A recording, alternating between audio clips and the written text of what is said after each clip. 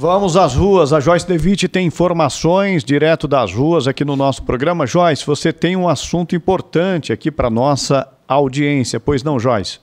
Isso mesmo, Chico. Eu estou aqui na Expressa, né, exatamente no local onde há 2 anos aconteceu um acidente grave. Esse acidente ele aconteceu com o Samuel Pereira da Silva, que entrou em contato com a nossa reportagem, porque na ocasião, ali com a junta médica, depois de todo o atendimento, ele foi enquadrado como PCD.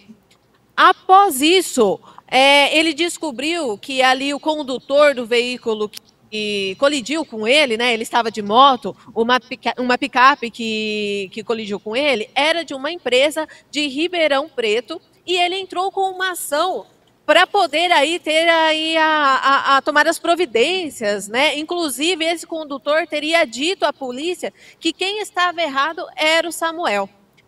Com aí o vídeo que nós temos, inclusive, ele conseguiu ali levar até a polícia de que, na verdade, a realidade não era essa, viu?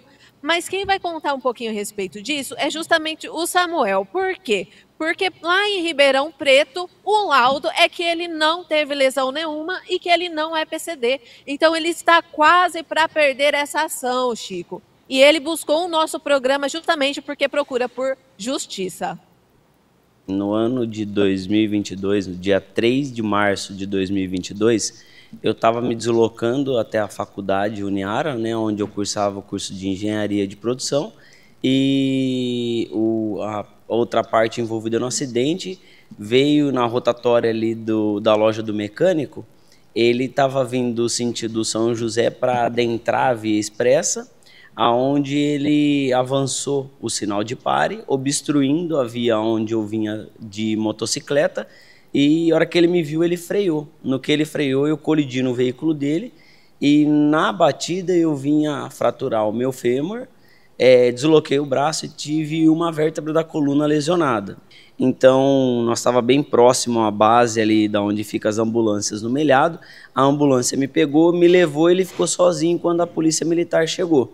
Quando a polícia militar chegou no local, ele alegou que eu tinha avançado o sinal vermelho.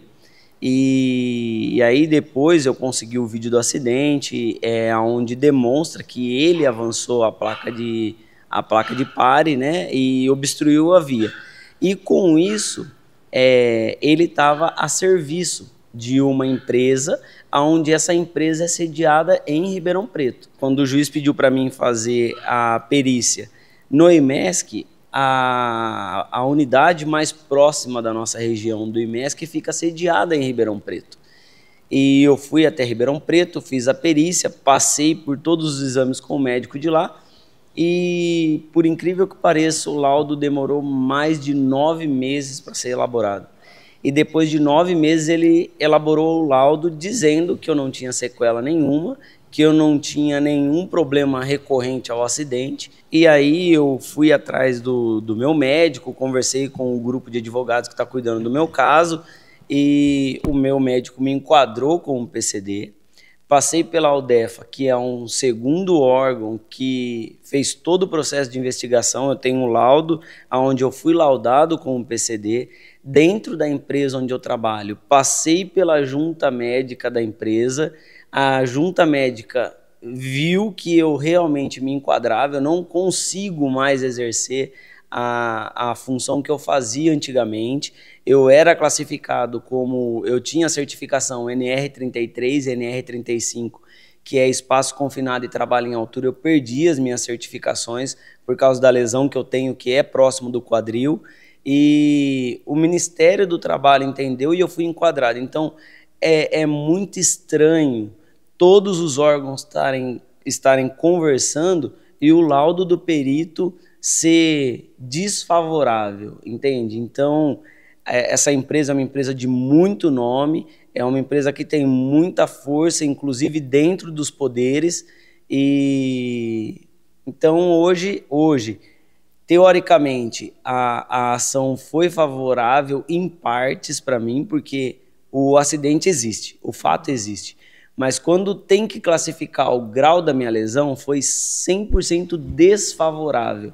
E aí nós estamos recorrendo ao Supremo agora, está subindo para a segunda instância e é um desgaste muito grande, porque de quando eu sofri o acidente até hoje, eu não recebi 1 centavo do meu acidente. Entende, Joyce?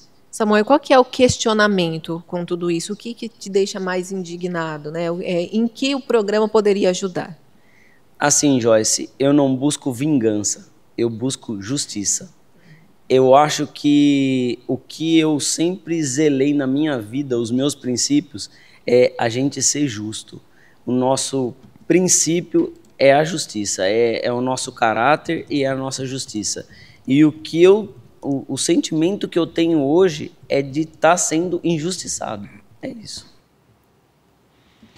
Que situação triste e lamentável, né? A gente percebe ali que o motorista cruzou a via expressa, quando percebe a moto, ele até para, a moto atinge o carro dele, o motociclista é arremessado por cima do veículo, olha aí, exatamente essa imagem, arremessado por cima do veículo, e aí depois tem que passar por toda uma situação dessa de constrangimento. Primeiro é um constrangimento, o cidadão ter que ficar tentando encontrar recursos, porque ele teve toda a sua vida profissional inviabilizada por causa de um acidente, por causa de um motorista que não estava atento no trânsito. Vai cruzar uma via importante, movimentada, como é a via expressa, e não fica atento, ó. Se ele tivesse tido um pouco de calma, ele teria visto o motociclista se aproximando, mas ele quis cruzar para acessar a rotatória. E aí depois disso, essa empresa, Joyce, essa empresa arcou com as responsabilidades de custos ao motociclista, porque não dá para entender como que um juiz, sendo que ele tem o laudo da UDEFA, de um médico, além do médico tem a UDEFA afirmando que ele é PCD, e o juiz depois diz que ele não tem sequelas em razão do acidente. Agora, diante disso, a empresa assumiu responsabilidades, ele relatou para você esse detalhe, Joyce? Chico, o que ele passa para a gente é que não, tá? Eles não acataram os laudos daqui, porque poderia ser parcial, né? E pediram para que esses exames fossem feitos em Ribeirão Preto. E quando foi feito lá, foi onde deu aí essa diferença, né? Onde diz que ele não havia nenhuma lesão, mesmo após esse laudo ter sido realizado 9 meses após o acidente. Então, o questionamento dele, desse ouvinte nos procura será que agora, nesse momento, não há uma parcialidade? É claro. E ele quer, inclusive, saber o que o programa acha disso, o que vocês acham a respeito disso e qual medida ele poderia tomar, né? Que ele está realmente perdido, com medo de perder essa ação. Olha, o que eu acho disso que é para não usar uma palavra aqui, é no mínimo uma falta de sensibilidade por parte do magistrado que toma uma decisão como essa. No mínimo, uma falta de sensibilidade.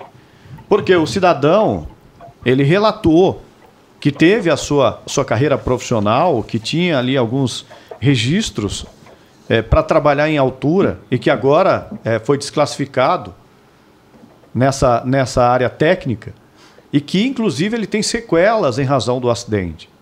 Agora, está recorrendo, e a gente sabe da morosidade da justiça, está recorrendo em segunda, terceira instâncias. E a empresa não assume a responsabilidade, essa empresa desse veículo aí, que cruza a frente dele na via expressa, é a responsabilidade da empresa. Enquanto a situação não se resolver, a empresa tem que assumir as responsabilidades dos gastos, dos custos que ele tem que ter para comprar medicamento, para manutenção da sua família, que ele disse que já está mais de 9 meses aguardando uma resolução. Agora, como que um juiz, é isso que realmente, Ed Júnior, eu gostaria de entender, como que um juiz consegue confrontar um laudo de um médico, um laudo da UDEFA, sem ter um outro laudo? Como que ele consegue confrontar? Porque a UDEFA é a União dos Deficientes Físicos. Ela faz toda uma análise também, além de já ter um laudo médico, para confrontar e falar, olha, você não tem sequelas, meu amigo. Você tem que ter um outro laudo. O Poder Judiciário teria que ter ali um perito com o laudo confrontando isso.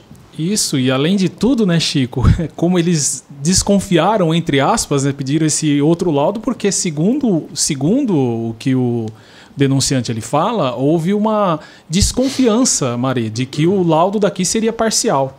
Né? Ou seja, que ele depois ele faria o julgamento em cima do laudo que foi feito de forma parcial. Ou seja, possivelmente a empresa recorreu lá, pediu uma nova vista, e aí o juiz acatou e fez esse pedido de laudo lá em Ribeirão Preto. Mas o que chama a atenção, além disso tudo, é a questão da morosidade, da lentidão.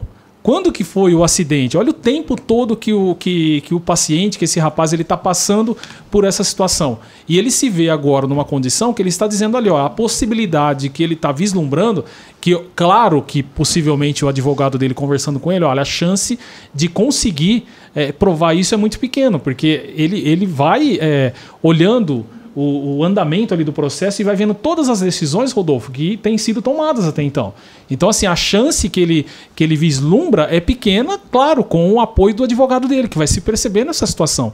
Mas esse período, principalmente por questão de sequelas e tudo isso, esse período, ele acaba sendo essencial para você descobrir e resolver a situação. Ou seja, esse tempo todo que ele fica esperando esse laudo. E olha a condição dele, do paciente que fica aguardando, e aí depois a gente fala, né, como que a gente vai olhar para a justiça, né, e continuar chamando de justiça? Como que a gente vai continuar olhando para a situação toda, Chico, e continuar acreditando, sabe, em alguns casos que funciona assim, ó, numa rapidez, numa velocidade, sabe, quando se interessa, quando tem interesses, de uma velocidade absurda. E em outros casos, onde a pessoa está sofrendo, acaba passando por esse período, né, de sofrimento. Muito triste essa situação, viu, Ed Júnior?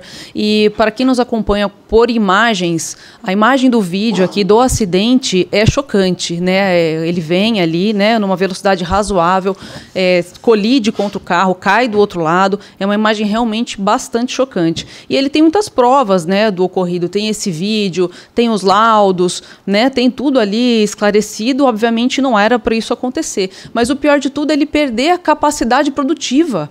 Gente, isso é muito sério, Ele perder ali, né, os registros do trabalho dele, ele fica incapacitado de prover para a família dele, de prover para ele mesmo, de conseguir se sustentar, né? Então é preciso sim que tenha uma urgência aí, nesse caso, uma revisão, né, dos laudos, para ver o que é possível fazer. Mas o que não pode aqui, como a Ed Júnior falou, é essa demora. Porque quanto mais demora para tomar uma decisão, pior fica, né? Mais difícil aí voltar aos fatos originais e entender o que realmente precisa ser feito nesse caso.